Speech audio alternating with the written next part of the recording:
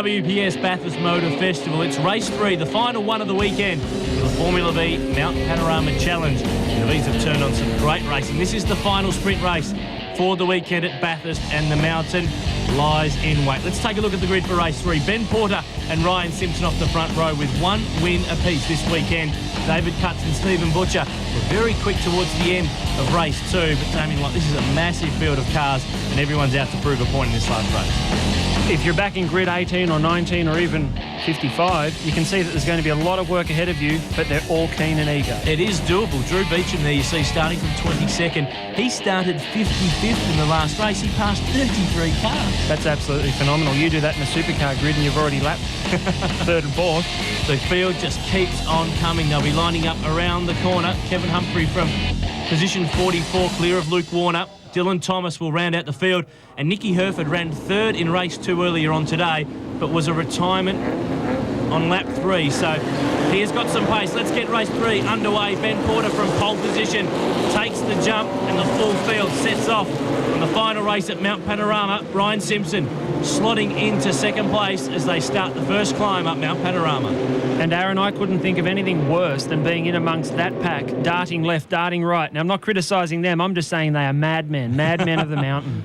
Have a look at them all lining up for the run-up Mountain Straight, trying to find that critical slipstream that could give them that extra couple of kilometres per hour for the slingshot effect. Simpson leads. Porter tucked in behind in second spot. Stephen Butcher in the red number 2 car. You can see him there looking in the mirrors, wondering, where is everyone?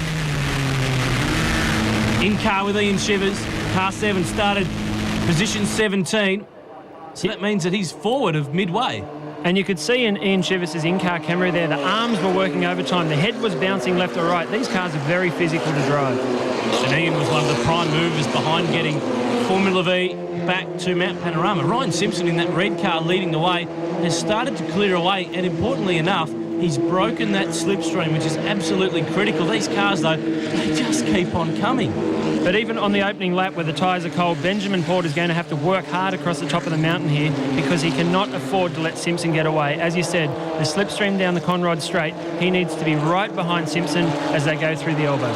So many great drivers, particularly those in V8 supercar racing, started their career as teenagers in Formula V's. I think Cameron McConville was about 8 when he started. I think he was 15, in fact, but probably the youngest guy to hold a CAMS racing licence, on board with Ian Chivas, across the top. And again, you can see the hands. Look at them bounce around, and there's lots of movement in the head as he fights the G-forces, squeezes the power back on as he heads down the hill. And it's not just a V-dub engine and gearbox, it's the front and rear suspension as well. So there's no racing suspension bits that are bolted on here, and that's one of the elements that keeps Formula Vee a really cost-effective category. And that explains why they're so physical to drive and why the drivers are getting bounced around so much. And you can see now that Benjamin Porter has made his move. He's closed the gap across the top of the mountain, as we discussed, and made the move on Ryan Simpson down Conrod Straight. And spending more time looking in the rearview mirror on that red car to know just where he is going to aim that machine. But Porter leads down the chase, back on board with Zane Al-Sayed. Lock up in front there. Excellent bit of driving by Al-Sayed. You could see as they approached the braking duel, he actually fell back from the car in front. That is because he maintained his own braking marker, and he gained the position on the way out of the corner.